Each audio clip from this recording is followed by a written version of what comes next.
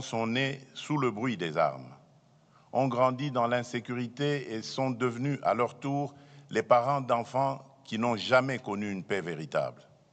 Cela se passe dans notre pays. Des millions de nos compatriotes ont été tués, déplacés ou contraints à l'exil. Des femmes ont subi l'indicible. Des familles ont été dispersées, des villages détruits et des communautés autrefois unies dressées les unes contre les autres.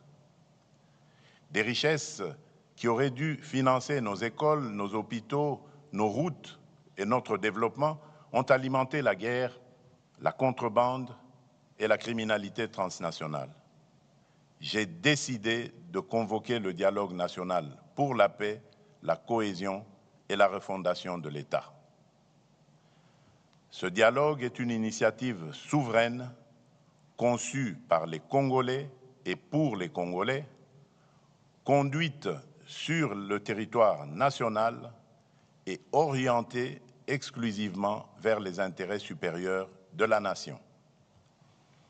Il réunira les filles et les fils de notre pays autour d'un impératif qui dépasse nos personnes, nos partis et nos ambitions, à savoir défendre la République, consolider la paix, préserver l'unité nationale et protéger nos intérêts stratégiques.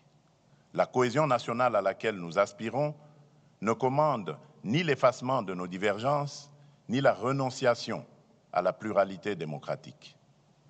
Elle se fonde sur le respect des différences et la liberté du débat et se mesure à notre capacité à défendre des projets distincts sans trahir la République, comme à vivre pleinement nos appartenances culturelles, linguistiques, provinciales ou politiques, sans jamais les placer au-dessus de notre commune citoyenneté congolaise.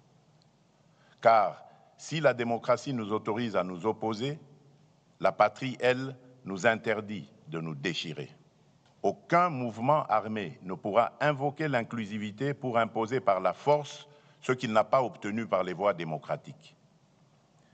Ne pourront donc pas participer à ce dialogue en qualité de composantes politiques ceux qui, à l'ouverture du processus, combattent par les armes l'ordre constitutionnel, occupent par la force une partie du territoire national, administrent illégalement des entités de la République ou agissent au service d'une puissance étrangère, en l'occurrence le Rwanda.